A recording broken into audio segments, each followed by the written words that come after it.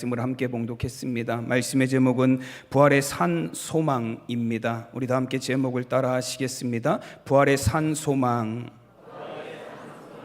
아멘. 이런 부활은 우리 기독교 신앙의 가장 핵심적인 교리 중에 하나입니다. 우리의 믿음의 핵심은 무엇이냐면 예수님의 부활이에요. 그래서 아까 장로님도 기도하셨듯 고린도전서 15장 14절에서는 그리스도께서 만일 다시 살아나지 못하셨으면 우리가 전파하는 것도 헛것이요 또 너희의 믿음도 헛것이라 말씀합니다. 예수님의 부활이 없다면, 예수님의 부활에 대한 믿음이 없다면 여러분 우리의 모든 신앙은 다 헛된 것이 되어버리고 만다라고 말씀합니다. 여러분 헛되다라는 표현이 어떤 의미를 갖고 있냐면 비었다, 공의하다, 공허하다, 무의미하다, 능력이 없다라는 그런 의미를 갖고 있습니다. 결국 예수님의 부활을 믿는 믿음이 없다면 우리의 신앙은 능력 없는 신앙이 될 수밖에 없습니다. 예수님의 부활에 대한 확신을 갖지 못하면 우리의 신앙은 공허할 수밖에 없다라는 말씀이에요. 여러분 왜 많은 사람들이 신앙생활을 하면서도 수십 년 동안 예수님을 믿었고 수십 년 교회를 다녔고 어려서부터 모태신앙이라고 말하면서도 그 신앙이 공허한 이유가 뭐냐면 예수님의 부활에 대한 믿음이 없기 때문에 그래요. 예수님이 죽음, 죄와 사망을 이기시고 부활하셨듯 나도 부활할 것이다 라는 그 믿음을 갖지 못했기 때문에 그렇습니다. 여러분 부활에 대한 믿음이 확고한 그리스도인들은 이 땅에 하나님의 복음이 전하여지는 귀한 사명을 감당했습니다. 여러분 기독교가 처음에 핍박을 받을 때 여러분 로마 시대 기독교는 많은 핍박을 받았습니다. 그러나 그런 핍박과 고통 가운데서도 그때 기독교는 부흥하고 놀랍게 성장했어요. 특별히 여러분 그 로마 시대 어려운 때에 기독교가 많이 부흥을 했습니다. 이 로마 제국이 다스리던 시대에 그 커다란 전염병이 여러 차례 그 나라를 덮쳤다 그래요. 당시 안토니우스 역병이라는 질병은 로마를 비롯해서 유럽 전 지역에서 500만 명이 죽었다 그래요. 156년에서 165년에서 180년 사이에 그런 역병이 일어났고 500만 명이라는 사람이 그 역병으로 죽었습니다. 뭐 지금 우리가 80억 사는 시대에 500만이라면 그렇게 크지 않은 것 같지만 2000년 전에는 인구수가 2억 명이었대요. 전 세계 인구가 2억 명일 때 500만 명이 죽었다 그러면 굉장한 사람들이 죽은 거예요. 여러분 그 이후에도 두 번이나 큰 전염병이 로마를 덮쳤고 수많은 사람들이 죽음을 당했습니다. 여러분 정말로 나라가 망했다라고 말할 정도로, 로마가 역병에 의해서 망했다라고 말할 정도로 국가에 심각한 타격을 주었습니다. 여러분 이렇게 국가적으로 어려움과 암담의 시기에 여러분 부흥하는 종교가 뭐였냐면 기독교였어요. 교회들이 성장했고 그렇게 수많은 교회들이 로마에 세워지기 시작했습니다. 그 이유에 대해서 뭐라고 말하냐면 그 팀켈러 목사님의 부활을 입다라는 책에 보면 이렇게 설명하고 있습니다. 몇 세기에 기독교가 놀랍도록 부상한 이유 가운데 하나는 수많은 전염병이 로마 세계의 도시를 초토화하던 암흑 속에서도 희망의 원천을 제공했기 때문이다. 이 모든 희망의 구심점이 되는 중요한 사건이 하나 있으니 바로 예수 그리스도의 죽음과 부활이다. 희망을 잃은 세상에 기독교가 주는 것이 바로 그것이다 라고 말합니다. 그리고 나서 그에 대한 설명이 쭉 있습니다. 기독교인들이 어떻게 세상 사람들에게 부활에 대한 소망을 줄 수 있었느냐라는 거예요. 전염병으로 수많은 사람들이 죽어가는 그런 상황에서 유일하게 전염병을 두려워하지 않는 사람들이 있었대요. 그들이 누구죠? 기독교인들이에요. 여러분 당시 로마 황제 아우렐리우스가 그때 고생한 일이 있대요. 왜 고생을 했냐면 의사들이 다 도망갔대요. 전염병을 치료해야 될 의사들이 전염병이 무서워서 다 도망갔대요. 그래서 전국에 이 아우렐리우스 황제가 포교령을 내렸대요. 도망간 의사들 다 돌아오라고. 여러분 의사들도 다 도망갈 정도로 절망적인 상황에서 여러분 오히려 도망가지 않고 조직적으로 병자들을 돌보고 간호활동을 펼쳤던 사람들이 있습니다. 그 사람들이 어떤 사람이냐면 기독교인들이에요. 여러분 그리고 그들의 간호에 의해서 그들의 도움을 통해서 고침받은 사람들이 나중에 물은 거예요. 왜 당신들은 죽음이 두려워서 의사들도 다 도망가는 그런 상황에서 당신들은 왜 그 죽음을 두려워하지 않냐고, 왜 당신들은 그 전염병과 역병 앞에서 도망하지 않았느냐고. 왜 당신들은 우리를 치료해주고 도와주었냐라고 물었을 때 뭐라고 대답했습니까? 우리는 예수님의 부활을 믿습니다. 그리고 나도 예수님처럼 부활할 것을 믿습니다. 여러분, 이 부활의 신앙이, 초기 기독교인들이 갖고 있었던 이 부활 신앙이 여러분, 세상의 절망 가운데, 전염병 가운데 죽어가고 있는 수많은 사람들에게 소망을 주었고 희망을 주었습니다.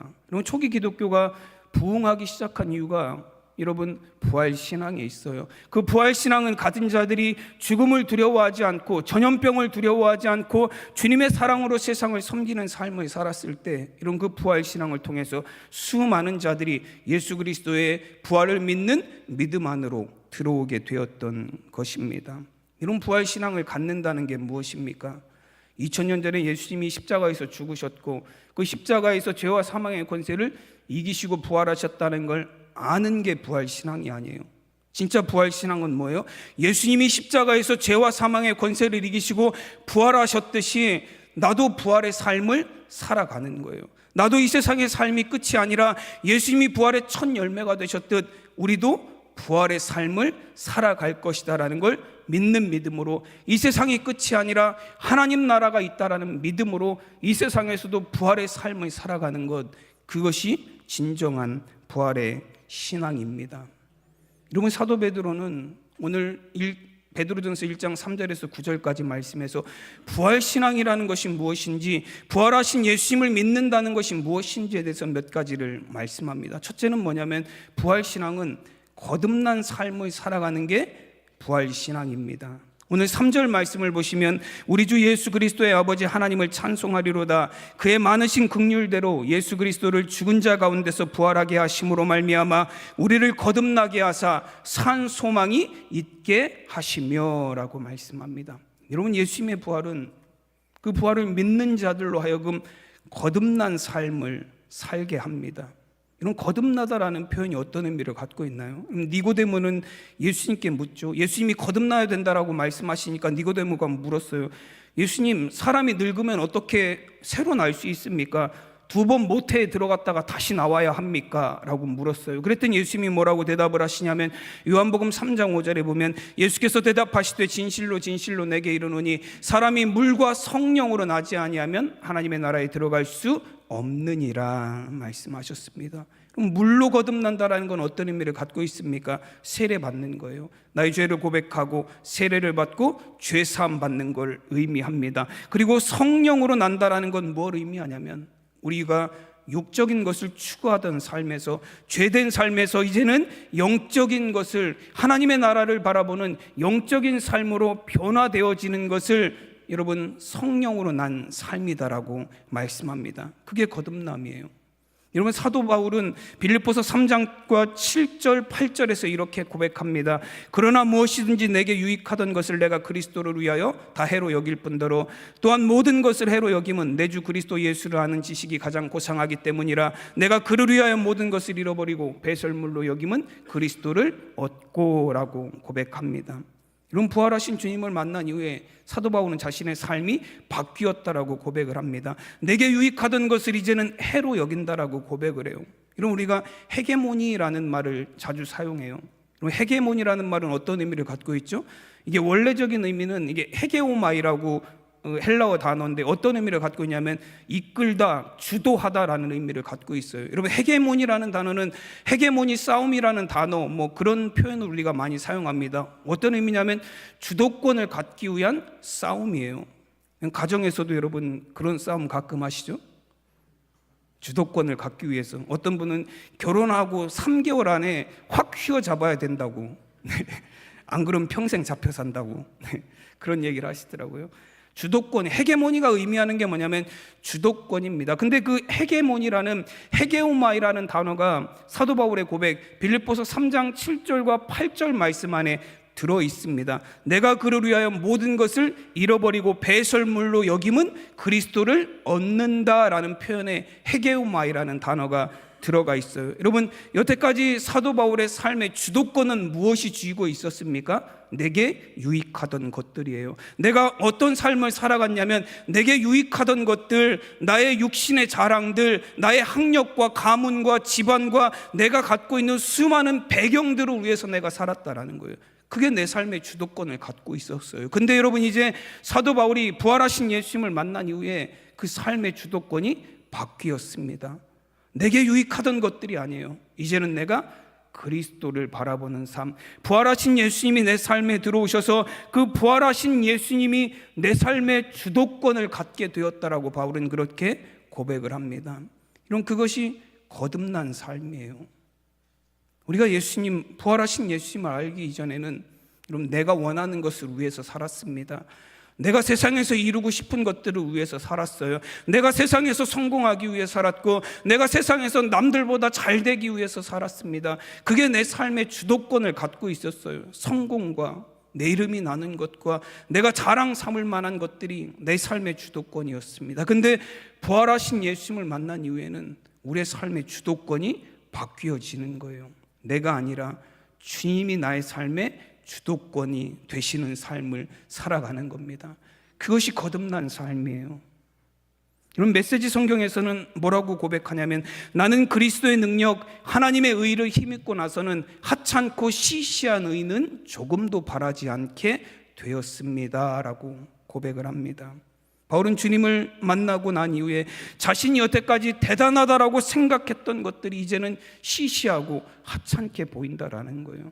정말로 그게 대단했었고 내가 내 모든 삶을 거기에 걸 정도로 대단한 가치를 갖고 있다라고 생각했는데, 부활하신 예수님을 만나고 나니 그런 것들이 얼마나 시시해 보이는지 모른다라고, 예수님이 주시는 생명에 비하면 너무 시시하다라고 바울은 그렇게 고백을 합니다. 인생의 삶의 가치관이, 인생의 주도권이 완전히 바뀐 사건이에요. 여러분, 이것이 부활신앙이에요.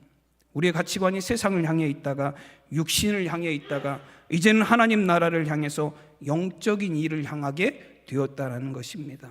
여러분, 고린도후서 5장 17절에서는 이렇게 말씀합니다. 그러므로 누구든지 그리스도 안에 있으면 새로운 피조물이라, 이전 것은 지나갔으니 보라 새 것이 되었도다라고 말씀합니다. 여러분이 고린도후서 5장 10절에서 새 것이라고 표현해요. 여러분, 누구나 다 뭐 좋아하죠? 새 거 좋아해요. 새 차 좋아하고요, 새 집 좋아하고, 다 새 거 좋아하죠. 우리도 그리스도 안에서 새 것이 되었다라고 말씀합니다. 이 새 것이라는 표현이 메시지 성경에서는 새로운 삶이라고 되어 있습니다. 근데 카이노스라는 헬라어 단어를 사용하는데요, 이 단어에 대해서 어떻게 설명을 하냐면, 이전에 발견할 수 없었던 질적인, 발전적인 새로움이라고 그렇게 표현하고 있습니다. 정확하게는 어떤 의미냐면, 예수 그리스도 안에서 내가 예수님을 모를 때는 전혀 깨닫지 못했던 더 높은 차원의 세계를 발견하는 삶이 되었다라는 거예요. 여러분, 내가 이전에 세상만 바라보던 삶에서 이제 예수님을 알고 난 이후에는 내가 이 세상이 아니라 이 세상보다도 훨씬 더 나은 삶이 있다라는 걸 발견하게 됐다라는 거예요. 그것이 여러분 새 것이라는 단어가 갖고 있는 의미예요. 이 사람을 뜻하는 단어 자체 안스로포스라는 헬라어 자체도 그렇잖아요. 의미가 뭐냐면 위를 바라보는 존재예요. 땅에 살아가지만 하늘을 바라보는 사람들. 여러분, 유한한 삶을 살아가지만 영원한 삶을 바라보며 살아가는 사람들, 그게 바로 하나님이 만드신 하나님의 백성들의 삶이라는 거예요. 여러분, 아이들이 보는 동화 중에 멧돼지와 홍시에 관한 얘기가 있어요. 배고픈 멧돼지가, 몹시 배고픈 멧돼지가 숲을 헤매다가 땅에 떨어진 홍시를 몇 개 발견을 했어요. 못 보던 거라서 한번 살짝 맛을 봤습니다. 근데 여러분, 홍시가 어때요? 맛있죠. 멧돼지가 먹어도 맛있나 봐요. 그 홍시 몇 개를 주워 먹었더니 그게 너무 달콤하고 맛있는 거예요. 자기가 평소에 먹던 떨떠름한 도토리하고는 비교가 안 돼요. 이게 너무너무 맛있는 거예요. 그래서 멧돼지가 야, 이런 맛있는 홍시가 다 있구나라고 생각을 하면서 그때부터 땅을 파면서 돌아다니기 시작해요. 이런 홍시가 어디에 더 있을 건가, 막 그 코 주둥이로 막 땅을 여기저기 다 파고 다녔습니다. 근데 아무리 파도 다람쥐가 숨겨놓은 도토리만 나오지 홍시는 안 나와요. 파다 기력이 다한 멧돼지가 지쳐서 둘어 누웠어요. 멧돼지, 이게 애들 보는 동화니까 멧돼지도 둘어 누운다라고 생각해 주세요. 멧돼지가 둘어 누웠더니 뭐가 보여요? 하늘이 보여요. 하늘이 보이고 그 하늘, 그 나무에 매달려 있는 뭐가 보여요? 홍시들이 보이기 시작해요. 그러면서 멧돼지가 마지막으로 후손들에게 이런 얘기를 남겼다 그래요. 후손들아, 홍시는 땅이 아니라 하늘에 있느니라. 여러분, 우리의 삶도 멧돼지와 같지 않습니까? 세상에서 홍시와 같은 그 단맛을 찾으려고 세상의 땅을 여기저기 파고 돌아다니는 멧돼지와 같아요. 그러나 여러분, 우리는 그리스도 안에서 부활신앙을 갖는다는 건 뭐냐면 그리스도 안에서 우리가 깨닫게 되는 거예요. 정말로 소중한, 우리가 누려야 될 달콤한 생명은 땅에 있는 것이 아니라 하늘에 있는 것이고 하나님이 우리에게 주시는 것임을 깨닫는 것, 그것이 부활신앙인 줄로 믿습니다. 여러분, 정말로 거듭난 삶을 통해서 여러분, 우리의 삶의 가치관이 땅이 아니라 하늘을 바라보는 가치관으로 변화될 수 있는 여러분, 부활신앙을 가진 우리 성도님들이 되시기를 간절히 축원합니다. 여러분, 또한 부활신앙을 가진 삶이라는 건 뭘 의미하냐면 산 소망을 갖고 살아간다라는 걸 의미합니다. 오늘 3절 말씀을 다시 보시면 끝부분에 뭐라고 말씀하시냐면 부활하게 하심으로 말미암아 우리를 거듭나게 하사 산 소망이 있게 하시며 라고 말씀합니다. 그럼 부활신앙은 우리의 소망을 영원하신 하나님께 두고 살아가는 삶이에요. 성경의 인물들 중에 부활이 없다라고 주장하는 사람들이 있습니다. 어떤 사람들이냐면 사두개인들이에요. 사두개인들은 부활이 없다라고 주장하는 사람들이에요. 그들은 부활도 인정하지 않고 천국도 없다라고 말하며 살아갑니다. 누가복음 20장 27절에 보면 부활이 없다고 주장하는 사두개인 중 어떤 이들이 와서라고 말합니다. 사두개인들은 부활도 인정하지 않고 천국도 인정하지 않아요. 그래서 사두개인들은 철저하게 어떤 삶을 살아요? 세속적인 삶을 살아갑니다. 천국이 없으니 어디를 바라보며 살아야 돼요? 땅을 바라보며 살 수밖에 없어요. 여러분, 천국을 소망하지 않으면 우리가 어디를 바라볼 수밖에 없냐면 땅을 바라볼 수밖에 없고 세상을 바라볼 수밖에 없습니다. 그래서 대제사장들을 필두로 한 사두개인들은 유대교 신앙의 중심인 성전을 장악하고 유대교의 최고 사법기구인 산헤드린 공의회에서 의원석의 절대 다수를 차지하고 있었고 막강한 권력을 행사했습니다. 그래서 정치, 종교, 경제적인 혜택을 거기서 다 누리며 살았어요. 겉으로는 종교인의 모습을 취했지만 자신들의 이익을 위해서는 권력에 빌붙었습니다. 겉으로는 거룩한 척 살았지만 어때요? 천국이 있다라고 믿지 않고 부활이 있지 않다라고 있다고 믿지 않으니까 자기에게 이익이 되는 거면 세상에서 다 먼저 취하며 살았어요. 그래서 여러분, 로마 권력에 가장 먼저 빌붙어 산 사람들이 사두개인들이에요. 금지된 이방 문화도 받아들였습니다. 그게 우리에게 이익이 된다면, 그게 내 삶에 도움이 된다면, 그게 나에게 좋은 것이라면 금지된 것도 받아들이고 해서는 안 되는 일들도 다 하며 살았어요. 왜냐하면 그들은 종교인이라고 말하면서도 부활을 믿지 않는 땅에 소망을 둔 사람들이었기 때문에 그렇습니다. 그래서 사두개인들은 권력과 힘은 갖고 살았지만 대중들의 지지는 받지 못했어요. 결국에 주 70년 이후에는 성전이 무너지고 난 다음엔 사두개인들도 다 사라져버리고 말았습니다. 그들이 소망을 두고 있는 땅의 것이 사라지니까 그 사람들도 어때요? 다 사라져버리고 말았어요. 오늘 소망이라고 말할 때 여러분, 이 사두개인들은 그들의 신앙을 통해서 소망을 발견하지 못했어요.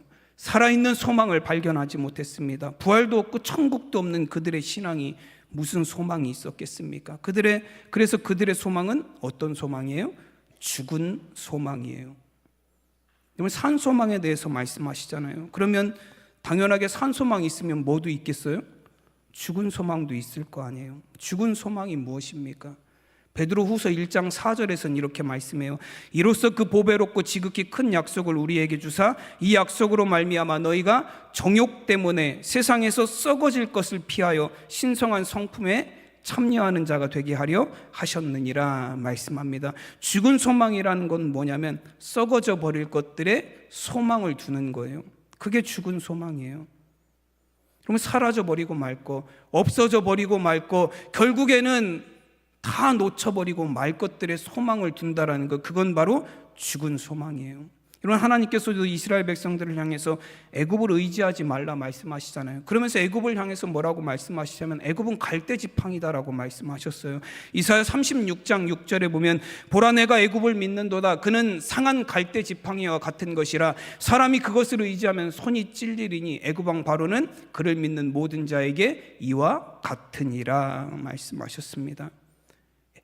애굽은 갈대 지팡이와 같대요. 여러분 갈대 보셨죠? 갈대는 어떻죠? 마디가 있어서 그걸 지팡이로 쓰려고 세게 쿡 집으면 어떻죠? 마디가 부러져요.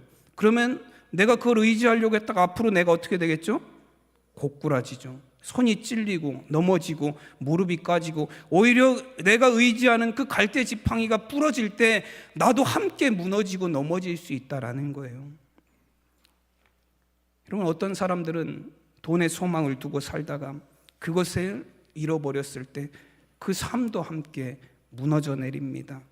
또 어떤 사람들은 사람에게 소망을 두었다가 그 사람이 배신했을 때 여러분 그 사람의 삶도 함께 무너져 내립니다. 어떤 사람은 세상 소망, 성공의 소망을 두었다가 실패하고는 자신의 삶을 포기하기도 합니다. 소망은 우리가 살아가는 힘이 됩니다. 그래서 소망을 정확한 것에 두지 않으면, 영원한 것에 두지 않으면 소망이 무너질 때 우리의 삶도 함께 무너지게 됩니다. 여러분 그래서 우리가 어디에 소망을 두어야 돼요? 산 소망에 우리의 소망을 두어야 돼요. 썩어져 없어져 버릴 죽은 소망에 우리의 소망을 두는 삶이 아니라 영원하신 하나님, 우리를 죄에서 구원하시는 하나님, 우리를 위하여 하나님의 나라를 예비하시는, 그리고 죄와 사망의 권세를 이기시고 부활하신 그 예수님께 우리의 소망을 두며 살아갈 수 있는 우리 성도님들 되시기를 간절히 축원합니다. 여러분 예수님의 부활은 믿는 모든 자에게 산 소망이 되었습니다.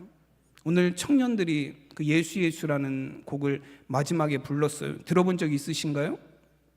이게 슬픈 마음 있는 자라는 찬양이기도 해요. 이제 성도님들이 그 아버지 찬양단에 찬양을 신청하시길래 저도 한번 신청했어요. 청년부 찬양팀한테 이 찬양을 좀 해달라고 신청을 했어요. 가사의 내용이 뭐냐면 슬픈 마음 있는 자, 몸과 영혼 병든 자 누구든지 부르시오. 예수 이름 부르시오. 그 이름을 믿는 자, 그 이름을 부르는 자, 그가 어떤 사람이든 그는 구원 얻으리. 은과 금 내게 없으나 나 가진 것 너에게 주니 능력의 이름 예수라. 그 이름을 붙드시오. 그 이름을 믿는 자, 그 이름을 부르는 자, 그가 어떤 사람이든 그는 주의 영광을 보리라. 예수, 예수, 오 능력의 이름 그 이름 예수, 나 외쳐 부르네. 예수, 예수, 오 구원의 그 이름 예수, 나 외쳐 부르네. 예수 그리스도. 제가 불러드리면 좋겠는데요. 제가 그 고난주간 특세 때도 성령의 기름으로 내 안에 부어주소서 했다가 별로 반응이 안 좋은 것 같아서 웬만하면 찬양은 자제하기로 했습니다. 찬양은 잘하시는 우리 전도사님들이 하시니까요. 여러분 예수님은 부활하심으로 그 이름을 믿는 모든 자에게 소망이 되셨습니다. 누구든지 그 이름을 믿기만 하면 구원을 얻게 될 것입니다. 여러분 세상에 썩어져 버릴 것들에 대한 소망이 아니라 영원한 하나님 나라에 대한 소망을 그 부활의 이름을 믿는 자에게 주신다라고 말씀하셨습니다. 저는 우리 사랑하는 성도님들이 여러분 산 소망을 갖고 살아가시기를 간절히 축원합니다. 죽은 소망을 붙든 믿음이 아니라 살아있는 소망을 붙들고 가는 우리 신앙인들이 되시기를 간절히 축원합니다. 여러분 그래서 부활 신앙은 금보다 귀해요. 여러분 그래서 우리의 부활 신앙이라는 믿음은 금보다 더 귀합니다. 오늘 7절에서 보면 너희 믿음의 확실함은 불로 연단하여도 없어질 금보다 더 귀하여 예수 그리스도께서 나타나실 때에 칭찬과 영광과 존귀를 얻게 할 것이니라 말씀합니다. 이 부활 신앙은 믿음을 금보다 더 귀하게 여기는 신앙이에요. 요즘 금값이 계속 오르고 있죠. 그래서 어느 신문 기사 제목을 봤더니 이렇더라고요. 올랐는데 또 오른다. 천장에서 지붕까지 뚫고 하늘까지도 찌르고 있는 금값. 네, 그렇게 돼 있어요. 저는 이게 참 재밌더라고요. 올랐는데 또 오른다. 이 표현이 금값에 대한 요즘 표현이에요. 금값이 이렇게 많이 오르다 보니까 후회하는 사람들이 많아요. 요즘에 제 주변에 보면 후회하시더라고요. 뭘 후회하냐면 진작에 좀 사놓을 걸. 진작에 좀 사놓을 걸 후회하시는 분도 있고, 또 어떤 분들은 이런 후회도 해요. 그때 팔지 말 걸. 네. IMF 때까지 다 돌아가서 그때 내놓지 말 걸. 그런 후회까지도 해요. 왜냐하면 제가 IMF 때에 비교해서 보니까 그때에 비해서 한 10배는 올랐더라고요. 금값이 10배도 더 오른 것 같아요. 여러분, 근데 아무리 빨라도 늦은 게 뭐예요? 후회예요. 후회는 아무리 빨라도 늦은 게 후회예요. 이렇게 오를 줄 알았으면 안 팔았죠. 이렇게 오를 줄 알았으면 그때 빚내서라도 사놨죠. 네. 그렇지 않으시겠습니까? 저도 그랬을 것 같아요. 네. 근데 여러분, 지금은 우리가 뭐 금값이 오르고 안 오르고, 그걸 샀고 못 샀고, 그때 팔았고 안 팔았고로 뭐 조금 손해 때문에 후회하지만, 여러분, 나중에 천국문 앞에 가면 돌이킬 수 없는 후회를 하는 사람들을 우리가 보게 될 거예요. 어떤 후회예요?